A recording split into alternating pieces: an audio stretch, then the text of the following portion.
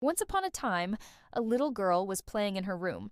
Her clock face, which was shaped like a storybook, suddenly began to tell stories. Each tick of the clock was a chapter, and the numbers 1 through 12 told tales of princesses and dragons, knights and castles. The girl listened intently as the clock chimed merrily, its hands sweeping around the face like a painter's brush, bringing each story to life. But then something strange happened. The mischievous number 0, who had been watching silently, couldn't resist any longer. It leaped from its place and erased the final chapter, leaving the girl in suspense.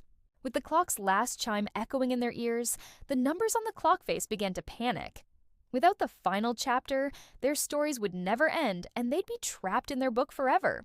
The girl knew she had to help. With a determined look on her face, she climbed the clock hands, which were now trembling with fear.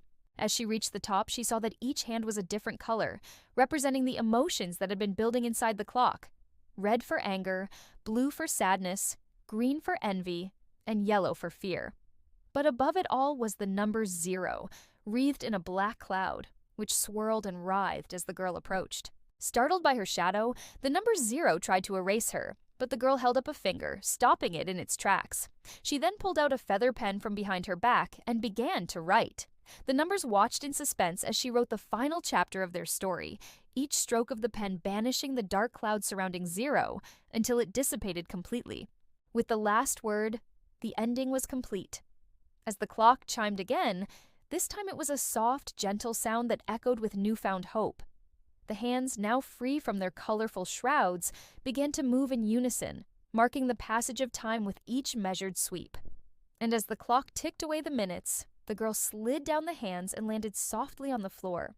She looked up at the clock face, its numbers now glowing softly in the darkness. With a smile, she turned and walked out of the room, leaving the happily ticking clock behind. The girl wore a sweater adorned with open books, their pages filled with fantastical tales.